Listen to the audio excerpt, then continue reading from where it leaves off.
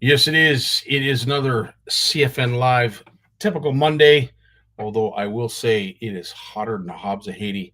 That is the North Channel Walleye Open. That is happening September 19th to the 20th. Very honored and pleased and excited, to say the least, to have Shimano involved, as well as a whole bunch of other sponsors. It's going to be a great event, lots of room. And if you are interested in perhaps being a vendor, maybe you're in the Spanish area, maybe you're someone that's just looking to maybe book a vacation or head up north and be a part of something really cool, please get a hold of either myself or Brad, and we'll get yourself booked in a spot that is probably second to none when it comes to exposure. And there's going to be some great anglers up there that are going to love looking through some of the stuff that you have. Welcome to all. I hope everybody's having a fantastic Monday. As I said, it is warm out there, so make sure you guys are staying cool and staying hydrated. Rob, how you doing, buddy? I hear your weather is going to be changing soon in terms of it getting cooler, but you're going to deal with some nasty weather first before that happens. Steve, how you doing, buddy? Steve is currently on vacation, so for those who are looking to get a photo edit, you're looking at this guy and Walt to help you out. We'll do our best. I mean, Steve's still doing edits, but we'll do our best to try and let him enjoy his holiday.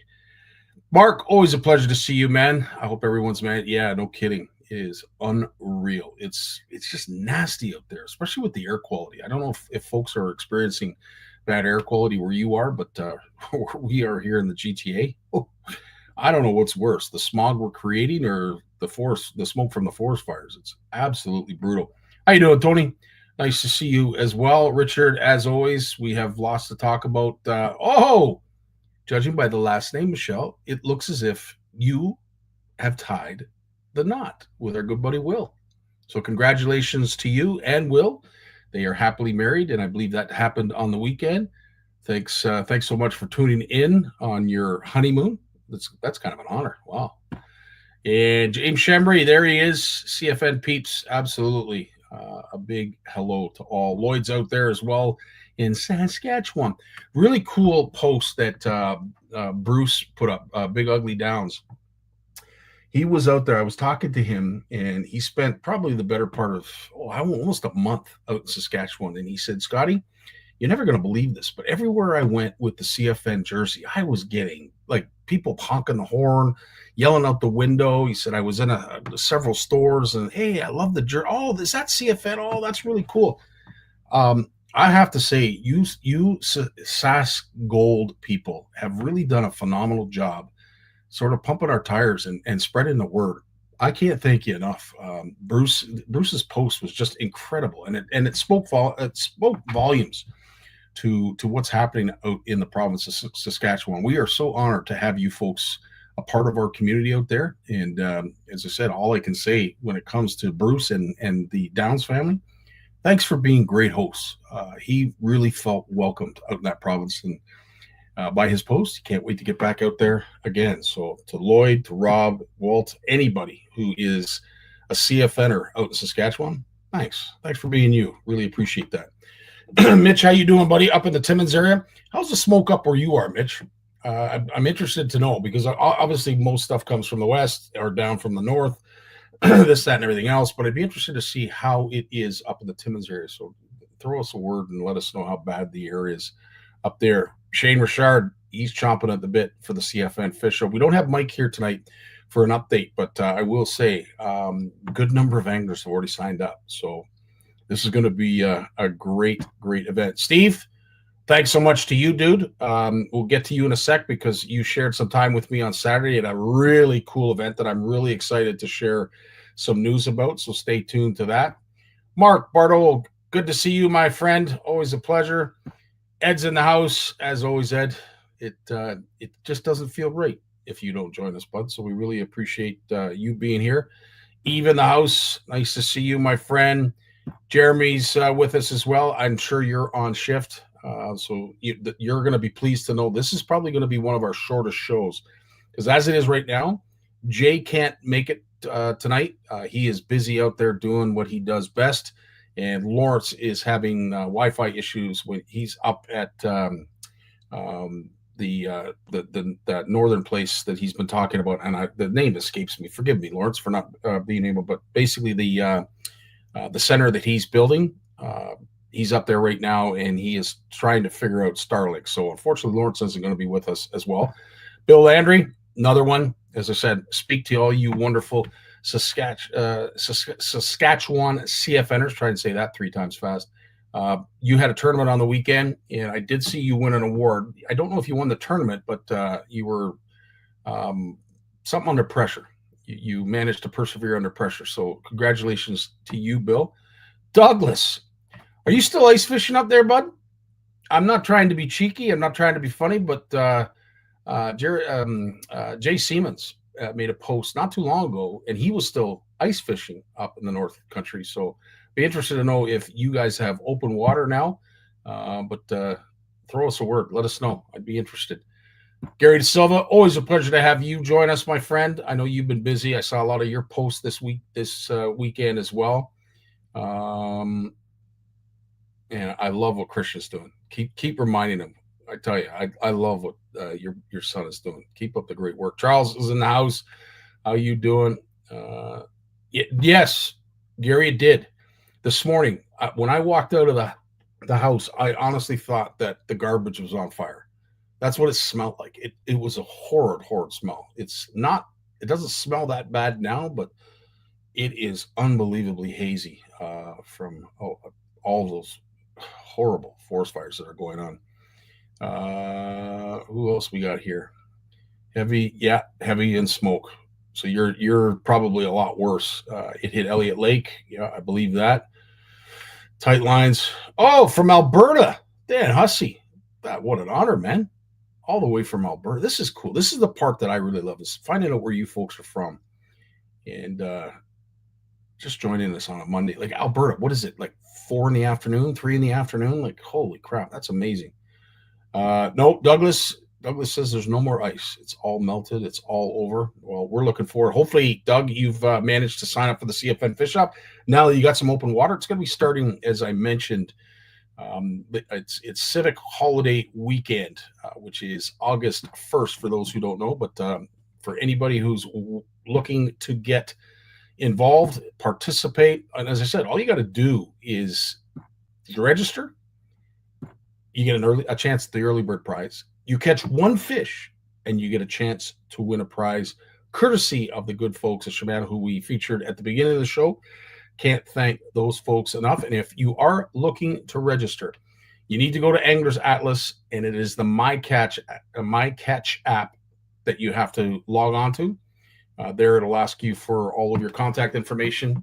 And as I said, get registered, because we're going to be doing the early bird prize very, very soon. So stay tuned to that. It is our 10th anniversary. I'll very quickly go over some of the stuff that is available. Of course, Richard Dunlop is doing a fantastic job taking your orders for these wonderful FlexFit hats, as well as this scrumptious hoodie. And I don't know what looks better, Richard or the hoodie. It's a toss-up. Yeah, I don't know. We're going to have to flip a coin on that one. So, Rich, thanks so much for doing that. And, of course, Walter has also done his Herculean effort when it comes to putting this together with our good buddy Dan Coates. I can't say enough about these wonderful jerseys, and I wore one in that incredible heat this past weekend, and it is moisture wicking. It kept me cool, believe it or not. I can't believe a shirt can do that. But these jerseys, it's a special kind of fabric, and as I said, it does wondrous things for us big people, if you know what I mean. Just in case anybody is unaware, I do believe we're all booked up. Horwood Lake Lodge, I believe, is booked solid. But if you are interested in heading up to Horwood Lake Lodge and experiencing what our CFNers do each and every year at our CFN retreat, please get a hold of Warren and Doris.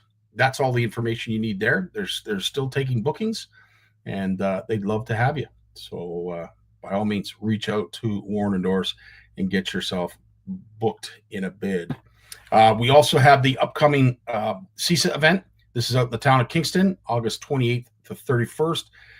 Brad and I are putting together the Made in Canada expo. And it's not the same kind of expo that we were hoping for. It's going to be a smaller facsimile of what we were hoping for, but it is what it is. We're trying to make do. And based on Brad's post, it's worthy enough for you vendors to go out there. It's worth it for you. But if you want to know information on discounted hotel rooms, if there are still hotel rooms available, the boys over at CISA are going to be sending me that information shortly. So I know Paul Taylor was asking about it, and there's a few others. So reach out to me. And as I mentioned, the North Channel Walleye Open, that is happening on the 19th and 20th. If you are interested also as a vendor to join us up there, or maybe you just want to come up and be a spectator, if you're interested even just to camp, if you want to pitch a tent and camp, or you want to bring your motorhome up and just be a part of this incredible festivity, you're welcome. You're welcome to do so. We'd love to have you. Love to see you up there. It is going to be a great, great event. Last but not least, of course, it is going to be our 4th annual OFC Nation retreat up at Camp McIntosh. We are honored, as always, to spend some time up there. Anything you need to know, or if you have any questions about Camp McIntosh, please reach out to Andre, most likely Tracy. You will get a hold of Tracy. Tracy will gladly take your call, but we'd love to have you up there. And as I said, there is still room available. So whatever you need to do, make sure you do it quick and don't delay, because we'd love to have you up there. And if you want a little taste of it, maybe a little inkling of what you could experience, what you could enjoy, have a look and enjoy this McIntosh Minute. And there's a place that I've dreamed of, where I can free my mind. I hear the sounds of the season and lose all sense of time. Feels like we're in a dream, you know what I mean.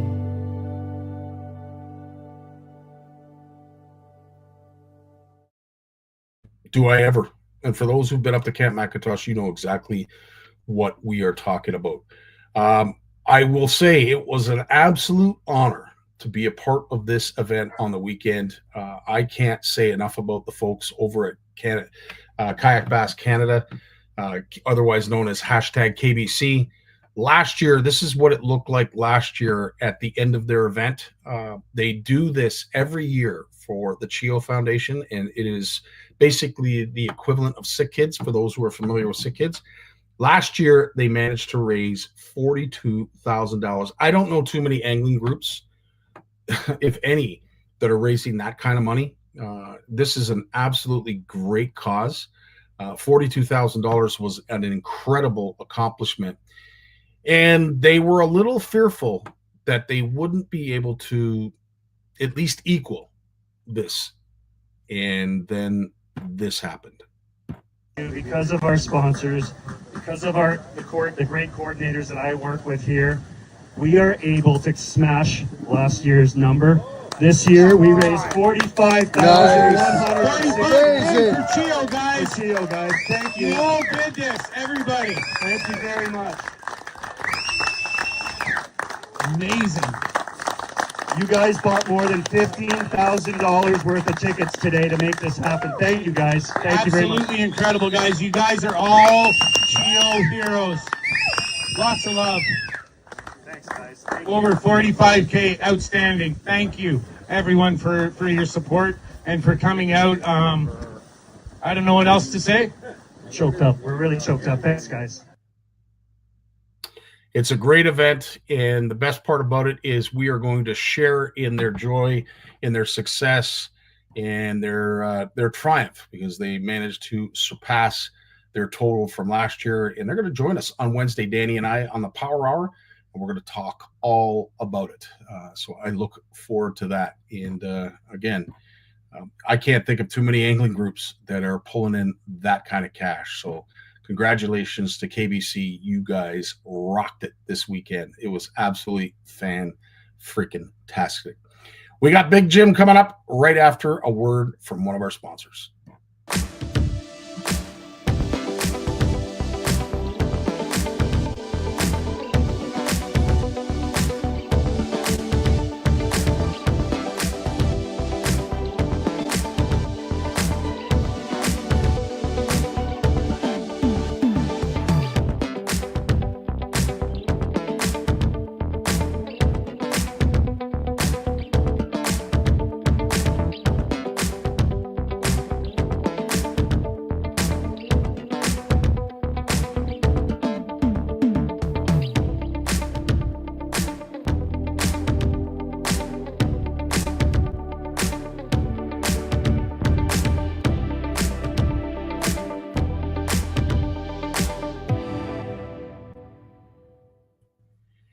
There he is, the one and only, the man, the myth, the legend, the one we all want to become, Big Jim McLaughlin. Yo, How you doing, buddy?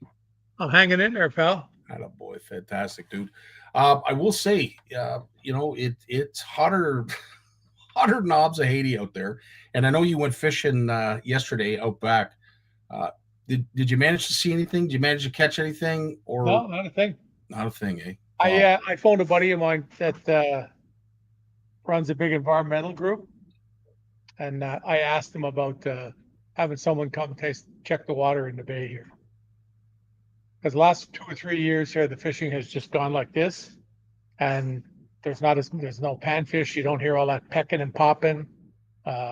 It's just slime and it's dirty looking. The water just is. It's not. There's something going on here. I don't know whether it's runoff from the fields, but when I came here to live here, man, it was beauty out there. Yeah, 100%. It turned into a dirty old swamp now. Oh, jeez. I don't know. Just in time, Scotty. Yeah, I hear you. Wink, wink, nudge, nudge. Oh, wow. Well, needless to say, you've had a good run, and if that day does come, as I said, we'll all miss it. Yeah, I did see what I believe was a giant bowfin, though. Okay.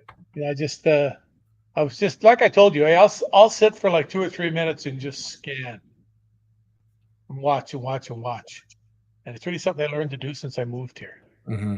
Mm-hmm. I was just happened to be looking at one spot, right, like 10 feet from the dock, and all I saw was all the little dollar pads.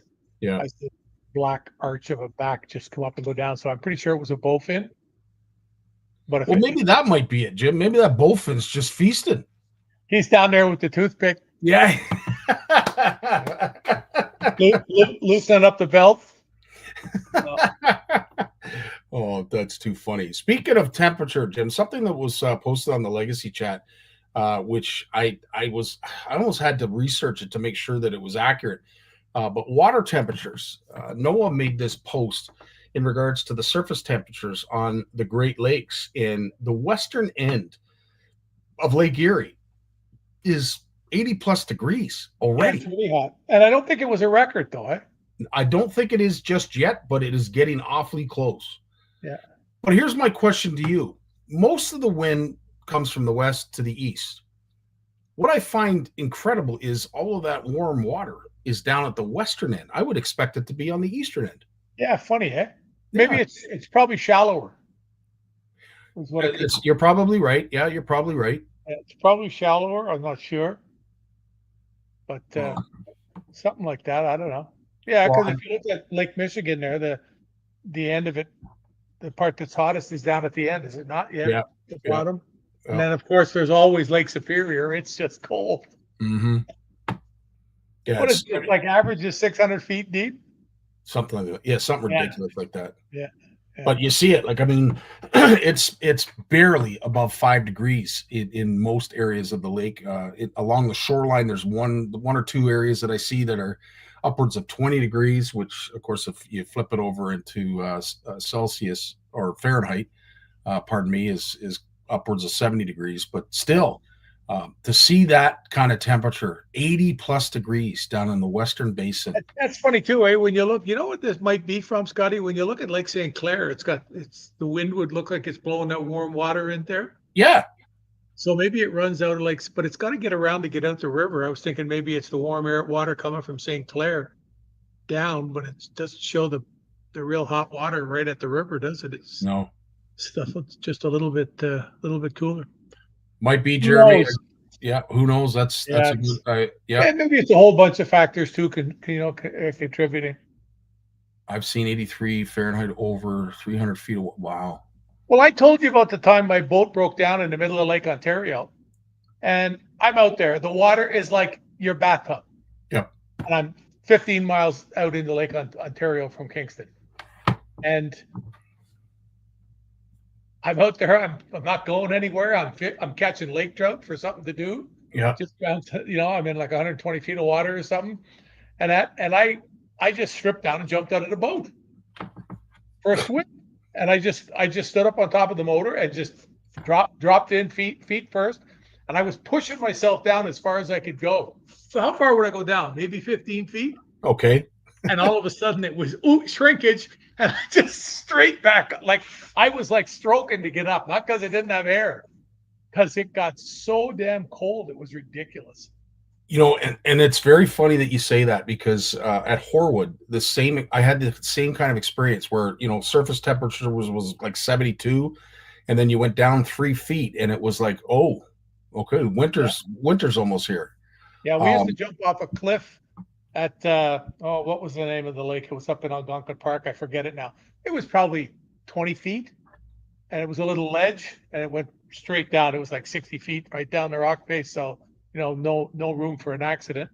And we had, you know, we're young. We're like 20 years old. You get back, run, you know, see how far you could jump out, and you go down there. And I tell you, boy, you didn't have to go far down, and you were stroking to get it back up to get out of the cold there too. It's the same thing. The surface is very deceptive. Even out here, I've caught fish out here in the summertime, and the fish are cool because they come from underneath the mat. It's, you know, 85 degrees in the air, yeah, and on the surface, but just 3 or 4 feet underneath that mat with no sun beating on their back to warm them up.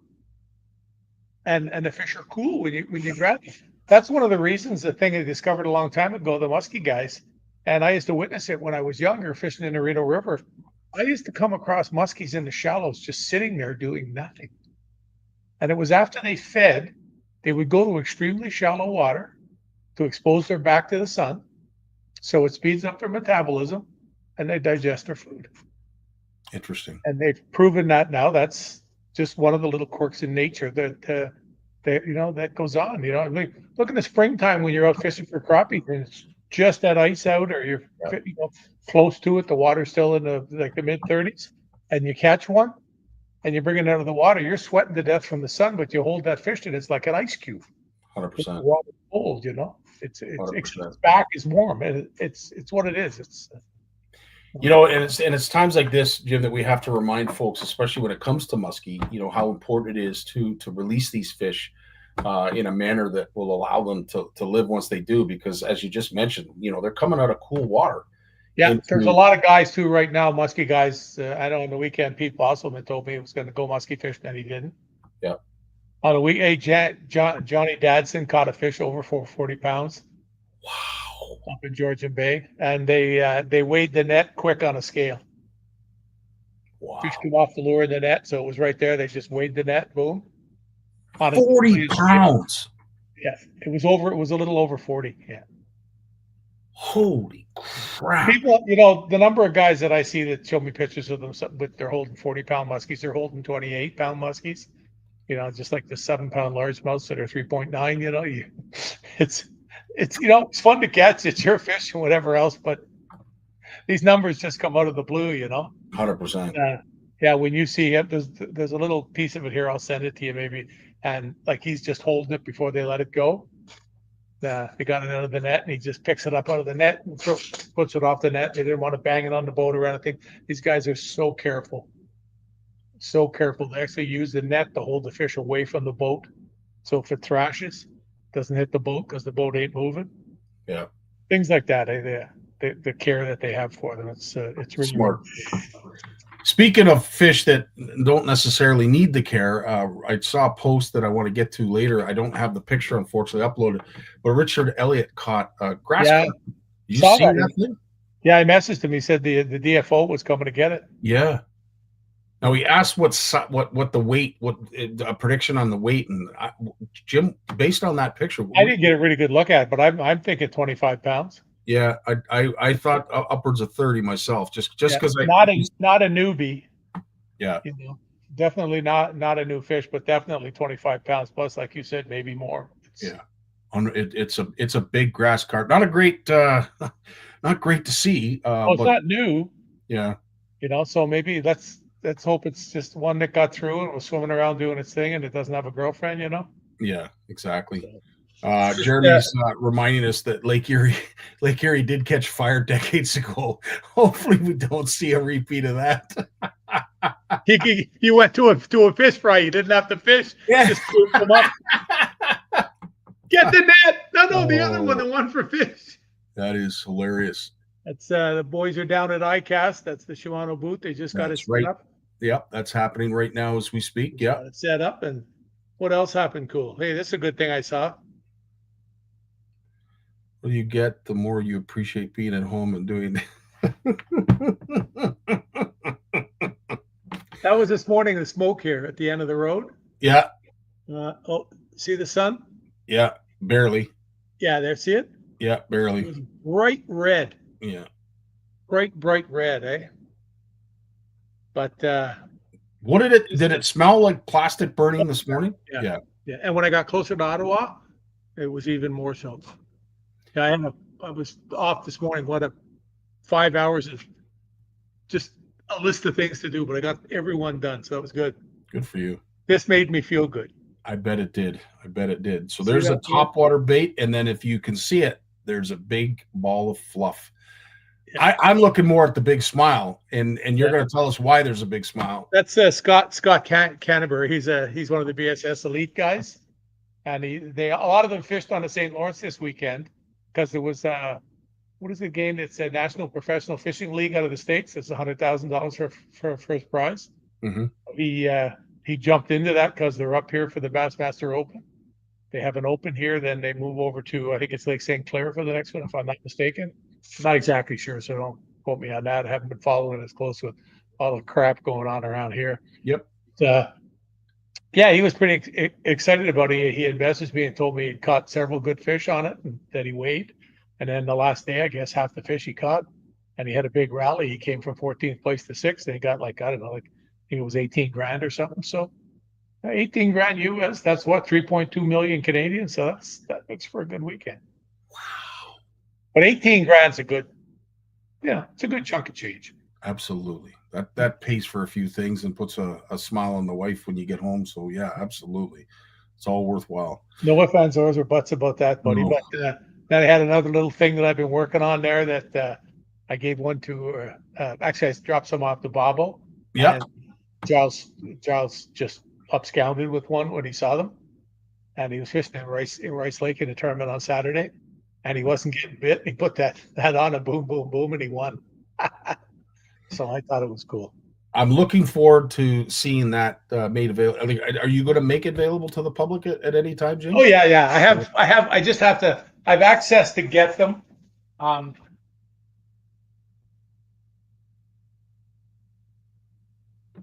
If he's going to show us what I think he's going to show us, run for your lives or run to your tackle store. This is really something. It's a chatterbait, but look how little it is. Unreal.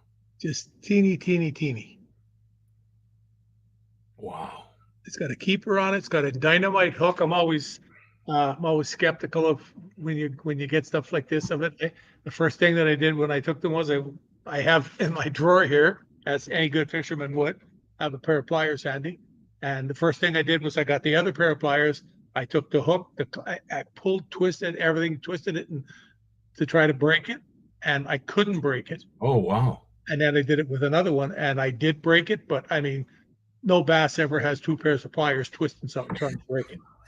So when I see a bass with a tool belt, with a pair of pliers, a knife, whatever, we're in trouble.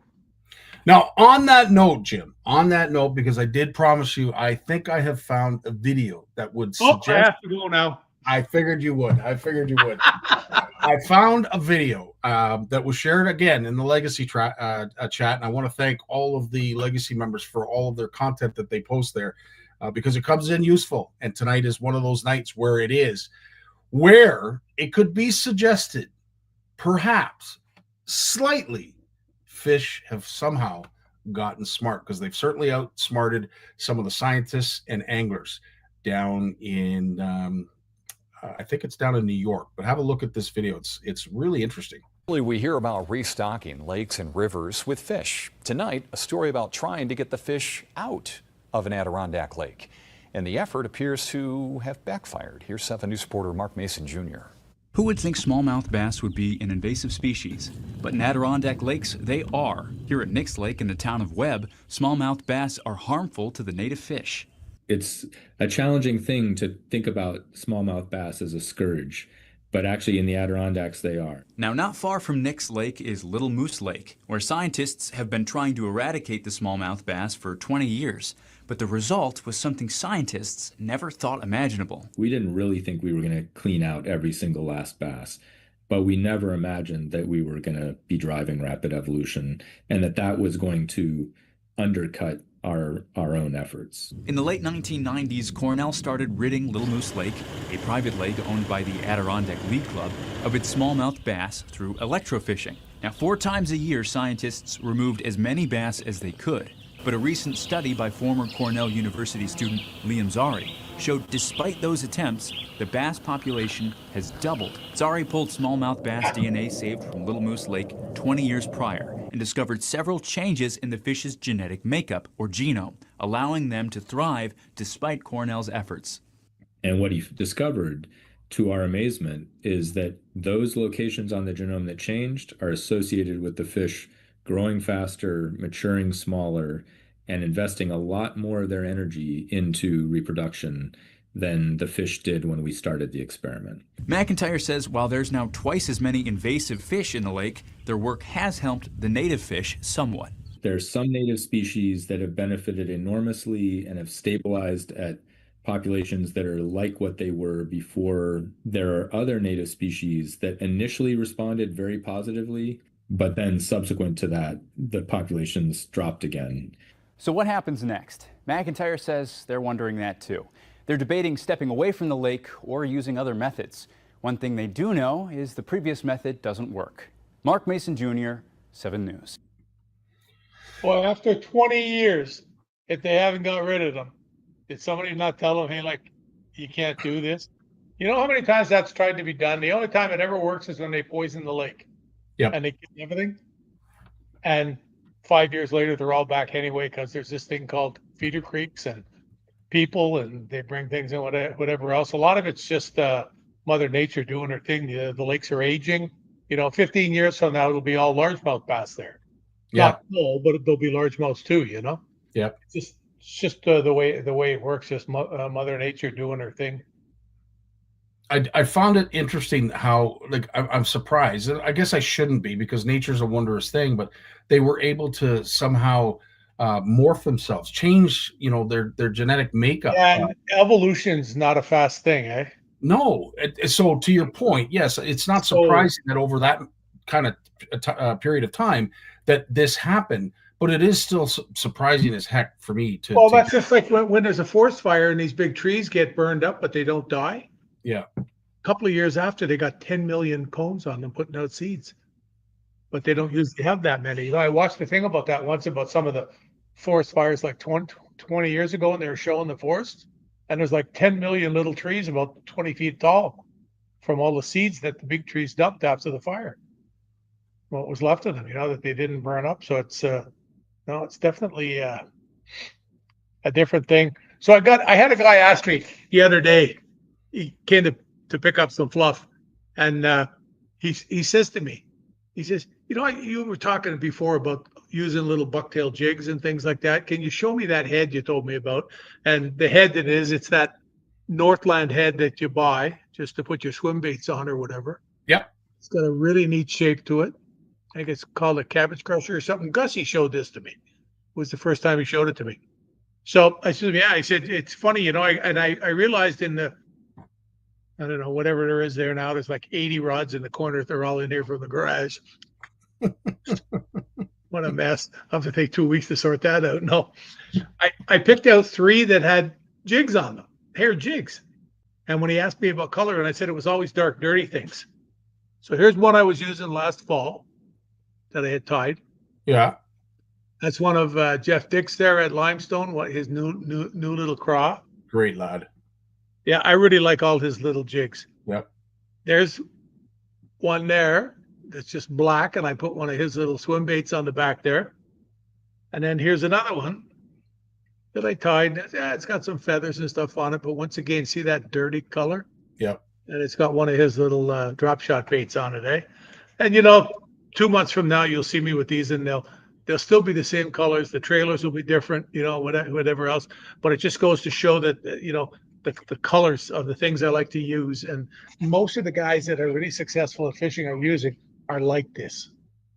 It's that sort of, nondescript, just blasé, dirty looking. Like I often joke with Rocky and I fished that June bug for us was like a disco ball. We use dirty stuff. Yep. June bug has a couple of little bits of, what is it, flecking purple and green in it, and most of them in a deep purple plastic. And we used to use that, and that was getting funky for us. You'd see guys out there with orange worms with chartreuse tails and all this stuff and everything else, and all the stuff we always used was like that. It was stuff that looks like what they eat along the bottom, and they scrounge up. Like, we had the odd day that we fished for shock and awe, as we used to call it. Stuff that was really bright. But and it does work on a given day too. But no, these colors like this are stuff that's really, really cool. And I had another thing. I was talking to a guy the other day, and he was asking me about chatterbaits, and I know a lot of people use them now. And I was looking at the what's this? Oh, I'm just don't go. Keep going. Yep. And we were talking about chatterbaits. So I had already showed you the pink one here a couple of weeks ago. I'm going to fish. Go pink or go home. I couldn't go solid pink though. I couldn't do it, but I did put on a little pink trailer. Once again, my buddy from Jeff at Limestone Lures. He's a great guy. You would have met him on the weekend at the kayak deal. Yeah, like he's here all the time. This is that's the picture that I have here from his daughter when she comes to visit. Oh wow! And I got her first rod and reel. She wanted the drop shot like the big boys. And I got a rod and reel to have, and she brought me that at Christmas time.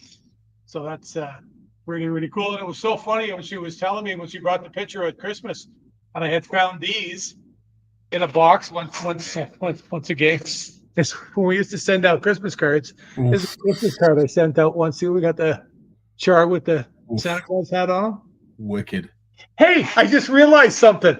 Remember I told you I found hats in the garage today? Look at that, Jim. It's the same hat. It's the lucky hat. Oh, I'm going fishing. I have to go though. That's cool though, that I found those hats in the box. I found so much stuff out in the garage, looking through. I go out, I got one of the old office chairs out, and I just wheel around, and I've been working, marking, sliding stuff, looking through it. I'll give this to kids, I gave Bill Davis a whole bunch of stuff yesterday for his kids event when I met him in Napanee. But so we're out there. That chatterbait trailer, I've never used anything like that before. I've never seen anything like that before. So it's completely different, something I'm going to use. So if you're fishing shallow, you want this type of tail on the back, some type of a swim bait type tail, because it's going to help keep the bait up if you're really, really shallow. If you're fishing with small ones, this is a Jackal brake blade. I got these from Japan. Jackal does have a chatterbait, but it's only in Japan because it has it can't get around the patent because of the blade attachment, the way it attaches to the hook. Oh, okay. So they can't bring them in. And it's really cool because it has this fine little weed dirt on it. Oh, look at that. See it? Yep. Fine. Then it has a little thing on the bottom. It's the same thing. I don't know whether you can see it in there or not. Can you see it in there? Oh, yeah. The little wire sticking up there. Yeah. And it's just to keep it free of weed and bouncing off things and not getting hung up in it. I mean, this is like really big time innovation. Now, if you're going to fish water deeper than say 12 or 15 feet deep, you're going to get away from this or the shad or something like that. It's my buddy Corey at Z-Man sent me these over.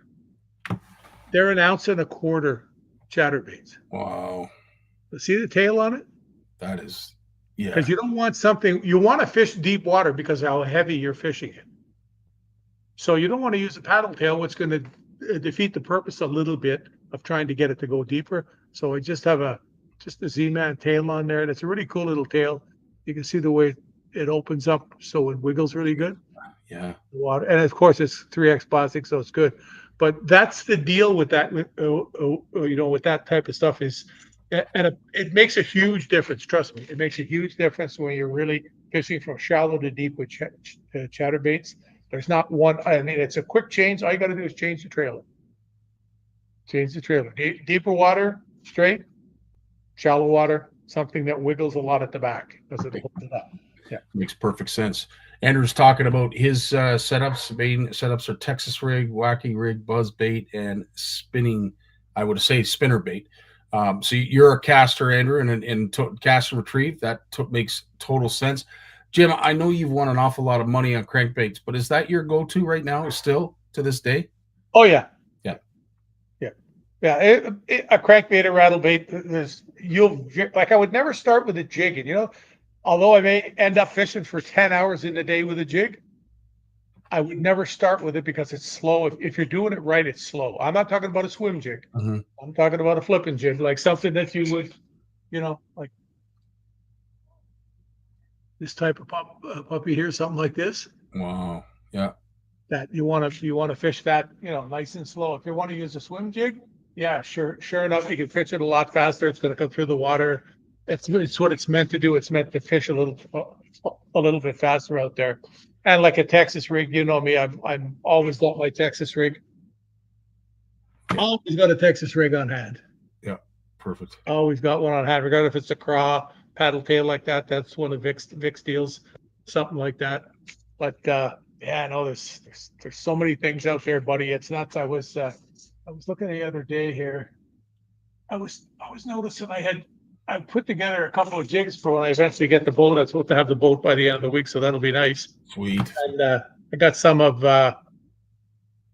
McCready's craws on the back there. Oh, sweet. Angler's Choice. Yes, sir. Yeah, Angler's Choice, sir. I've got an excess of craws from him right now, as you know. They were talking up at the CHIO event too, KBC. A lot of the folks love the weapons of mass destruction. A lot of the stuff that. Mark, yeah. Mark. He just went on vacation. I've always got his stuff. Beautiful, beautiful stuff. What I use, it's you know, I mean, he gives me some stuff. I don't have a contract with him or nothing. You know, I called him this year and I said to him, I said, hey, I'm getting new jerseys made. Haven't got new ones for a couple of years. And I said, you know, I use a lot of your stuff, buddy. You always hook me up with whatever I want. Do you mind if I put your name on my sweater? And he was like taken back. Wow. He was like taken back that I would, you know, want to put his name on the pen. Say so you know for sure too. This is the one that was still attached to the line. Wow. I cut the other ones off so I could show them to you, and I kept one on a rod so I didn't have to put it back on. That's hilarious. And I had my Noski on there. Gotta love the Noski. Yeah. Brian's saying that he's had a lot of luck lately on a fluke on a BKK Titan Rider hook. Oh, yeah. Weightless. And I would say, judging by what I have heard and what you shared with us before we went live, there's a good number of fish that are shallow right now.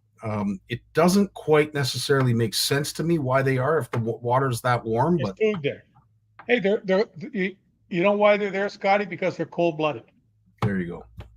It's a really simple thing. The warmer it gets, if they stay in there, their body temperature goes up. Like I talked to you about the muskies. Yep. Feeding and then going to extremely warm water. That's why you see them just sitting around. People think they're dying. You know, why don't it sit in 2 feet of water? It's dying. It's just getting its body hyped up so it can, you know, go kill something else. Put the toothpick away for 15 minutes and let your body digest, and away you go.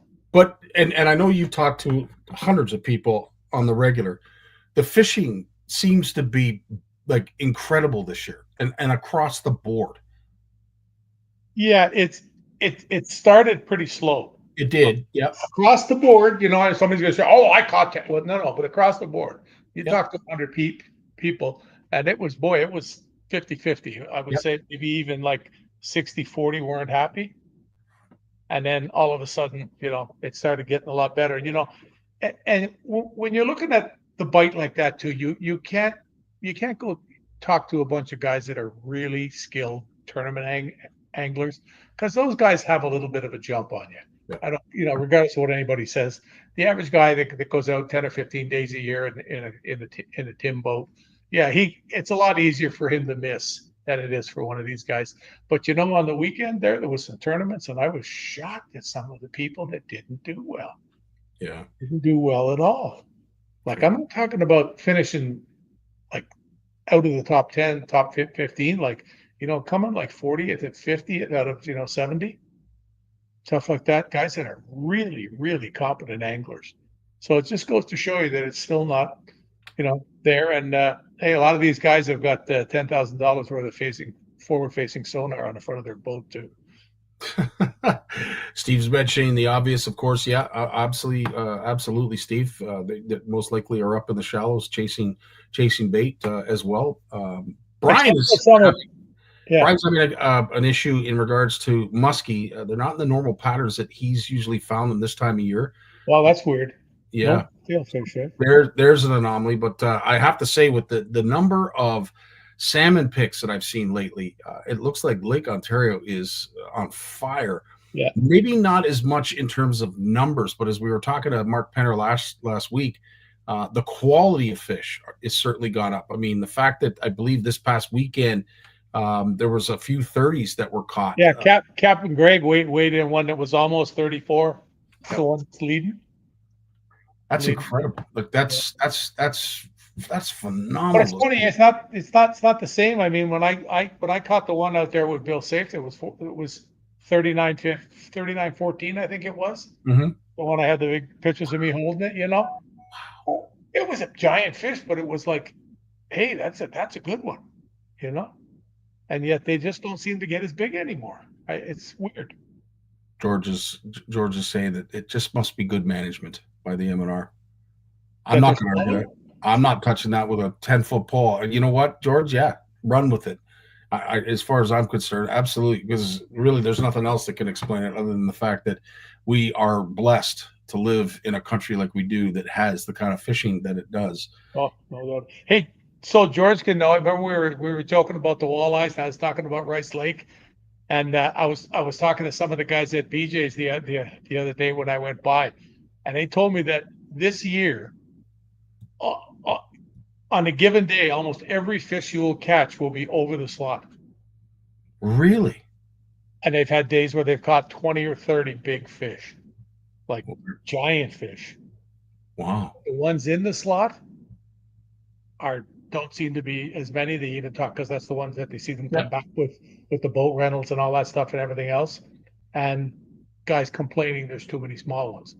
So I don't know, George, maybe you're thinking, could this be pressure? Just too many fish going in the frying pan? I have a feeling that that's exactly what George's answer is going to be, because I want to say that, we saw that for a number of years up on Lake Nipissing, and then they changed the slot. And as soon as they did, folks were having great days out in the water where they weren't having to spend as much time to get a limit of fish. So, yeah, no slot or smaller fish recruitment failure in Rice Lake. Well, there you go. Right from the horse's mouth. At the end of the day, needless to say, we have to be conscious of making sure that we preserve the resource and respect it, because at the end of the day, it's all we got. And as hard as we may try, in a case like we just watched, where they're trying to eradicate an invasive species, these fish will still do their thing as long as they're still there. But we just got to give them the time to do it. Andrew's got an interesting comment about Lake Temagami. Did really, really well, but unfortunately wasn't able to find the walleye. Andrew, the only thing I could possibly tell you from the time that I spent up on the French a couple weeks back is they've gone deep. They went deep very quick right after spawn. That's what all the folks up in the French are telling me, and I would have to say that's probably likely up in Temagami. They've just gone deep. Yeah, but I don't think there's huge numbers of walleyes in Temagami anyway. I know guys who go ice fishing up there, and they go for 3 or 4 days, and if they catch a dozen fish amongst them, they're happy. Oh, okay. And there'll be bigger fish though. So right. Probably another one of those spots where it's been hacked to death and things just aren't working out well. Yeah, no, 100%. Jim, you've done a fantastic job sticking around for an entire hour. I do have to ask, what have you got upcoming this week before we let you go? Well, I'm going to set the alarm and get up early and go downstairs and clean the septic tank filter. Nice. Oh, that's. Hope I don't fall in. Dude, you're not going to do it in this heat, I hope. In what? In this heat? Oh, I just got to screw out the filter. Okay. Yeah, I'll do that. I haven't done it for about 6 months, so it's time. We're going to get it pumped there. We get it pumped every second year. It's pretty cheap insurance. I don't know why I'm thinking of this, but my daughter and I watched a documentary this past weekend on that ship. Do you remember a few years back a ship that completely lost power out in the Gulf of Mexico? It was floating listlessly for days, and they I think lost I do. all power, and it became known as the poop ship because it's on Netflix right now. It's a very interesting watch, to say the least. How people become barbaric in how they conduct themselves. By the end of it, we were crying, laughing just at some of the stories that were being shared. So that just made me think of it. Ed, great question, and I have a very strong opinion about this, but I'm very reluctant to share it. Do we ever think that schoolgog walleye will ever be fishable again? Nope. I don't want to ever say never, but in this case, I don't know. Not in the near future. Hasn't come back yet. But you know, we all know I have a buddy that lives on the shore there, and he sends me pictures in the springtime of the rocks in front of his house. And boy, oh boy, you go down, shine a light there at night, and it looks like you're on a stage at a rock concert, looking out the eyes, looking back at you. They're in those spawning, yeah. Yeah. George wants to remind you too, the titanium. Make sure it's left-handed. Left. You bump your head, George. You can hold it upside down. Hey, Brian, I'm going to take you up on that. I'm going to bring some of the bucktails that they've been selling on Dadson. That's awesome. You need a big Jim bucktail. That's awesome, dude. Big Jim bucktail to get it done. Yeah, you got that. We're still waiting for the paper to get uploaded. It's been so busy for Richie doing the Shimano catalog and finishing everything up for ICAST. Gotcha. He's just like, we got caught in this last year too. Yep, I do remember that. Remember that. Yeah. So we gotta change some things around, but no, it's I got a few quieter days here. I gotta make some fluff tomorrow morning too, and I get back and I got a few emails to answer, and I'm just in the 24th, I think it is my first day at the pain clinic because this rig is not good. Yeah, I've been walking with a cane almost every day. The pain that I'm experiencing from this now, I knew it was going to get worse. They told me that, but I'm really looking forward to that 6 to 8 weeks of relief. We are too, dude. Really looking forward to it. I'm looking forward to no fun that I can maybe go look for a house. Yeah. She's downstairs. Now we start a little drama with the left-handed bit. No offense, we don't mean any offense. Those who are left-handed are just as good as those right. We better make sure that we say that. Tony's asking for extra Shimano hats. Holy smokes! Come get an old one. I found 3 of these in the garage. They're brand new. They're beautiful. Tony, you can pick up the Bubba heater on your way. Just saying. Jim, as always, dude, thanks so much for your time, bud. We can't say it enough how much we appreciate you being a part of our community. Just keep up the great work, dude, and keep smiling. I appreciate it. Hey, Brian, when we go fishing, I've had 2 things hanging on my wall here that I've never used, and I said I would never use. So we got to use Mr. Mike Packus when his wife made this for me. Which sweet. Yeah. Mr. Packer. Mr. Packer. We got to use that. And then I went about 6 or 7 years ago. I went and did a thing on fishing for muskies in the Kawartha Club, and they made me up a Shimano colored Datsun. So we'll have to chuck that beast out there. That's one of the nice things I like about these things is the quality. When you see the way all the heads and epoxy over the threads and everything else. And he's got the nice blades on it there. And what is it they put on here? They always write on the blades. Vintage Big Jim. There you go. Is what they put on it because they always write something on the back of the blades, Yeah. Yeah. He's a great dude. What a fantastic. Wasserman? Yeah. Yeah, people don't realize what a good fisherman he is. Oh, that too, yeah. But well, he has to fish. Well, that's what we talked about. He has pictures of him and me when he was still like Opie, and I was fishing in GM back then. in Skoogog there, and he's out there. He got pictures of me and him together, and he's like 13, 14, eh? Yeah, it's really, really cool. I'm seeing too many of those lately, though. 50 years younger than me. That's what it is. I only got to make. Oh, I just saw the other day in the United States they put out a thing, and they put the average life expectancy for a male down to 76. So expiry date shown. I only got 4 years left. But oh boy, oh boy, no, they'll be wrong. Let's prove them wrong, Jim. Let's prove them wrong, buddy. Prove them wrong.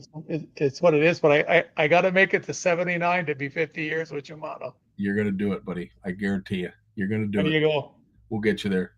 Right on, dude. You take care of yourself. All the best, my friend. Enjoy your week.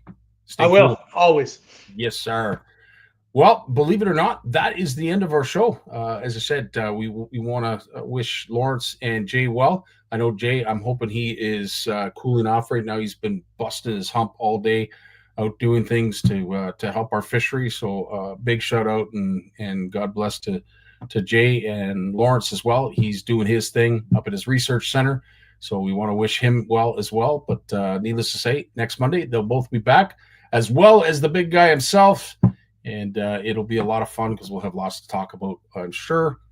Join me on Wednesday because we are going to be talking to Kayak Bass Canada and, of course, their triumphant event, CHIO event this past weekend where they raised $45,000 for CHIO kids. Great event, great cause.